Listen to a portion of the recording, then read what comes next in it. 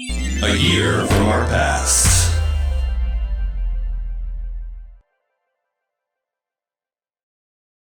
In a year from our past, we'll be doing a brief history look back at a year from each decade and what we remember from those years. So Scott will be looking back at 1987, and I'll be looking at 1997. I'll get us started with 1987.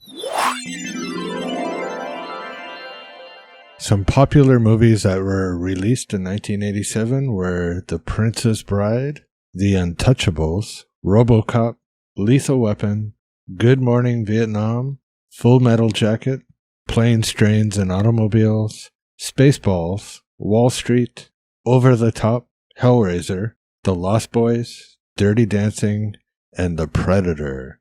The winner for Best Picture at the Academy Awards for 1987 was The Last Emperor. And the highest grossing movie from 1987 was Fatal Attraction, with $320 million worldwide. Some popular movies released in 1997 include Good Will Hunting, Life is Beautiful, Titanic, LA Confidential, As Good as It Gets, Boogie Nights, The Full Monty, Gattaca, Lost Highway, Starship Troopers, Jackie Brown, Men in Black, Con Air, and I Know What You Did Last Summer. The movie that walked away with Best Picture Oscar for 1997 was, quite obviously, The Titanic. And the highest grossing film of that year was also Titanic, with a worldwide gross of $1,843 million.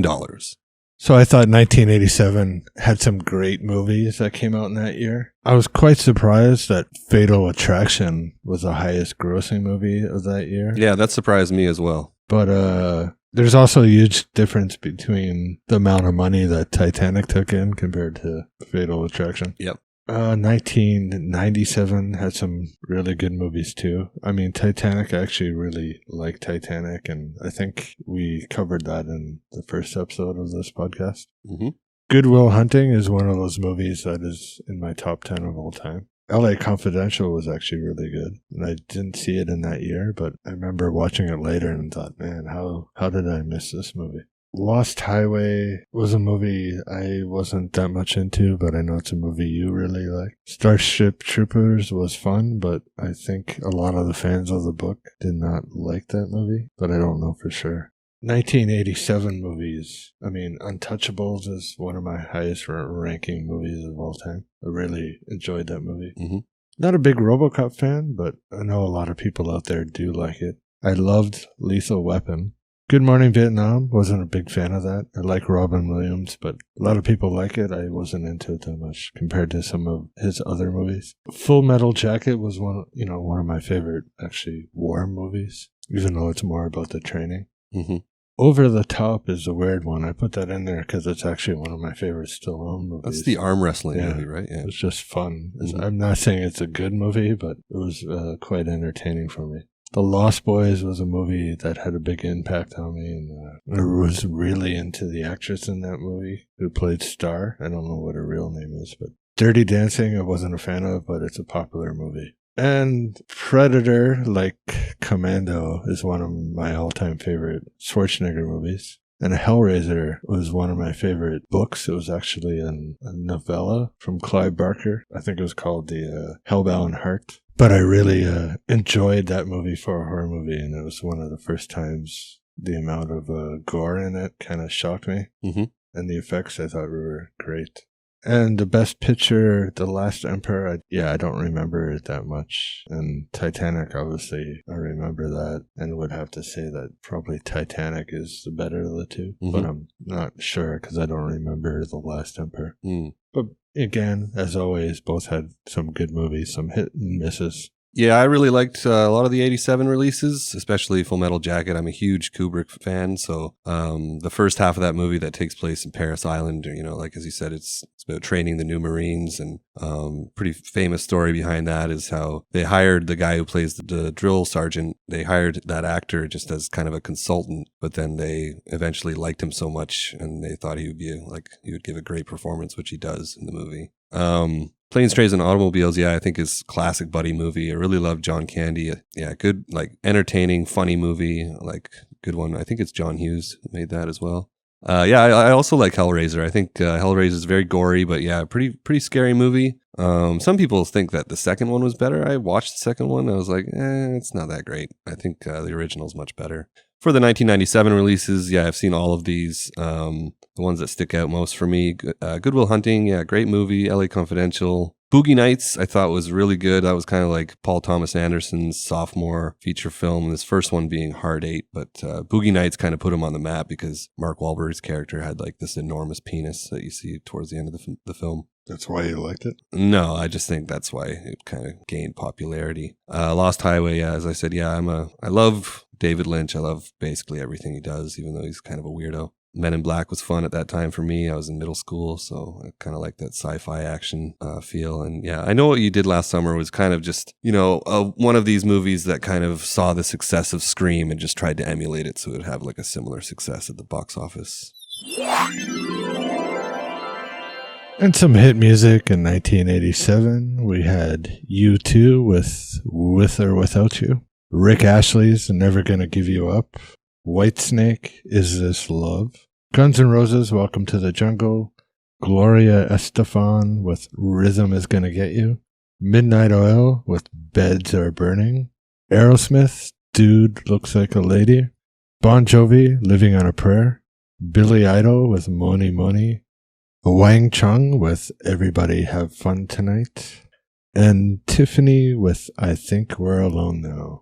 And the song of the year from the Billboard Top 100 was Faith by George Michael. And the song of the year for the Grammy Award was Somewhere Out There by James Horner. Some hit songs from 1997 include Puff Daddy and Faith Evans' I'll Be Missing You, Spice Girls' song Wannabe, Toni Braxton's Unbreak My Heart, R. Kelly's I Believe I Can Fly, Elton John's Candle in the Wind, Meredith Brooks's Bitch, Third Eye Blind's Semi-Charmed Life, Blackstreet with No Diggity, Hanson's Bop. Song of the year on the Billboard Top 100 was Candle in the Wind by Elton John. And the song that walked away with the Grammy for the best song was Sonny Came Home by Sean Colvin, a song I've never heard of. Yeah, me too. I don't think I've heard of it. Maybe if I heard it, I would know it, but I've never heard of the singer or the song. Yeah, must have flown under the radar. The Puff Daddy one, that was the Police song, wasn't it? Yeah, he kind of sampled every from breath you take. Every breath you take. He sampled that song for this one. The Elton John thing, I do remember that being an older song, but he re-released it. Yeah, the first one was dedicated to Marilyn Monroe after she died. The 1987 songs, there's some good ones out of that. None of those I really like, except for a few. Mm-hmm. But they're quite popular. I mean, the Rick Astley one became popular with, what do they call that? Being rickrolled on the internet. Whitesnake had some good songs off that album. Appetite for Destruction is one of the best rock albums, I think, of all time. Midnight Oil was an Australian band that was pretty popular. Aerosmith had been around for a while, even long before the 80s, but, that song was quite popular. Billy Idol was a big thing in the late 80s, and Money Money was a classic song, and Everybody Have Fun Tonight was quite popular. Mm-hmm. And Tiffany's I Think We're Alone Now. I don't know why, but that's quite a big song that a lot of people know even today. Mm-hmm. Yeah, the 1987 music, ones that stick out for me are With or Without You. Guns N' Roses, Welcome to the Jungle, huge song. I quite liked Aerosmith. I liked when they came back in the 90s. But yeah, some of their 80s stuff is pretty good. Dude Looks Like a Lady is a pretty catchy song. I think that album was Permanent Vacation. Yeah. And for the 1997 music, I remember all of these. The ones I think that you hear a lot nowadays are like I Believe I Can Fly, although after this whole R. Kelly scandal breaking out in the last year or two, I don't think you'll be hearing it quite as much as you did before. Semi-Charmed Kind of Life, that song I really loved when it came out. And Bop was really big. And Sonny Came Home. Who the hell knows what that is? Yeah, I have no idea. Weird. Yeah. And finally, in some TV news and other events from 1987, in TV, The Simpsons first appeared on TV. And Fox Broadcasting Company made its primetime TV debut. And a popular TV show, Full House, debuted on ABC.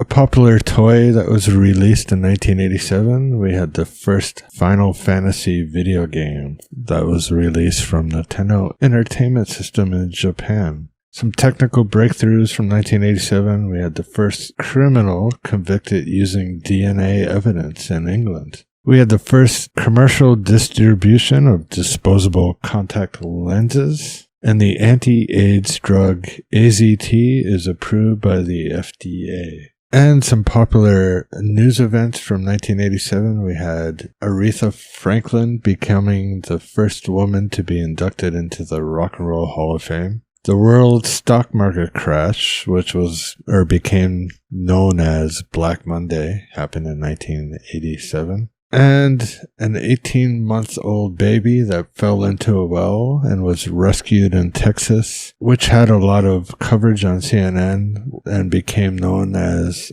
Baby Jessica, happened in 1987. And some TV news and other events from 1997. For TV, we have The Simpsons surpassing The Flintstones as the longest-running primetime animated series in terms of episodes aired. The Ellen episode, the puppy episode, is broadcast on ABC, showing for the first time the revelation of a main character as a homosexual. Chris Farley guest hosts SNL in what would turn out to be his final television appearance before his death on December 18th, 1997. Popular toy release from 1997 include Tamagotchi, a digital pet toy that you had to feed and take care of or else it would, quote-unquote, die. Some technical breakthroughs of the year include the Mars Pathfinder landing on the surface of Mars. Scientists report their DNA analysis findings from a Neanderthal skeleton, which support the out-of-Africa theory of human evolution, placing an African Eve at 100,000 to 200,000 years ago. And the domain name for the web search engine Google is registered. Some popular news events in 1997 include the Heaven's Gate cultists committing mass suicide at their compound in San Diego. Timothy McVeigh was convicted on 15 counts of murder and conspiracy for his role in the 1995 Oklahoma City bombing. In the United Kingdom, the House of Commons votes for a total ban on handguns. And probably the biggest news event of the year, Diana, Princess of Wales, is taken to a hospital after a car accident shortly after midnight in the Pont d'Alma Road tunnel in Paris. She is pronounced dead at 4 a.m. All right, I definitely remember the Princess Diana stuff. The royal couple were kind of, I would say, a big part of my whole childhood, from their wedding, which we covered in the previous episode.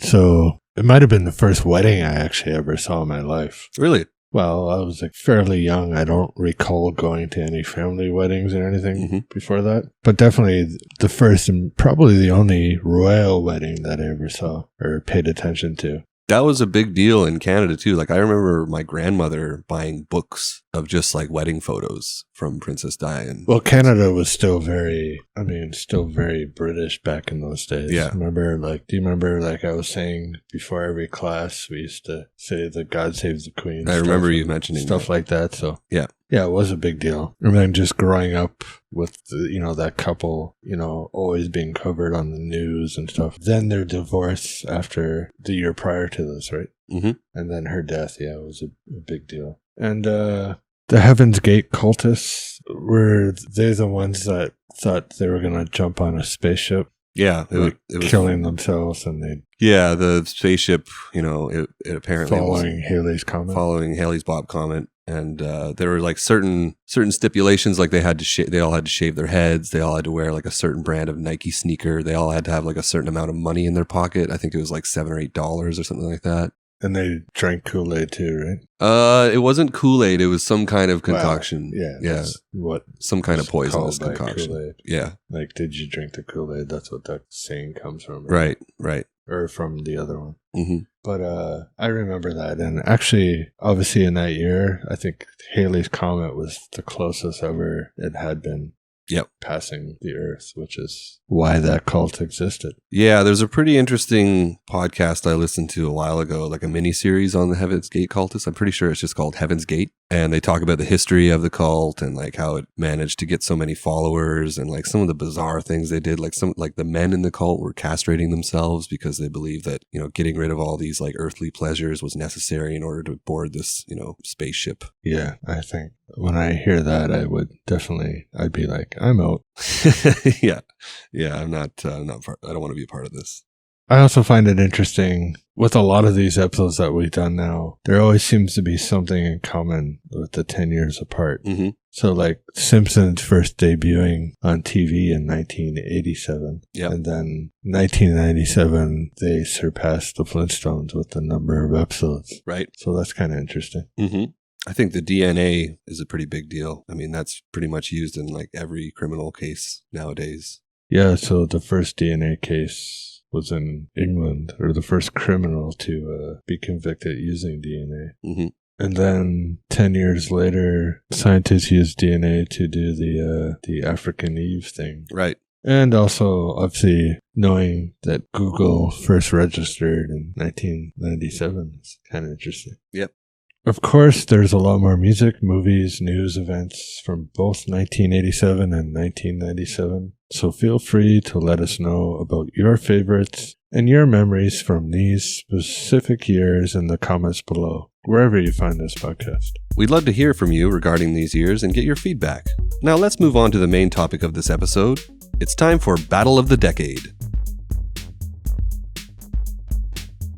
Thanks for watching that clip, and if you like what you saw, be sure to hit that thumbs up button. Leave us your comments below and check out more at 10yearsapart.com. If you haven't already, be sure to subscribe to our channel here on YouTube. You can find the full episode of that podcast this clip was from, plus other videos from us right here. Thanks again.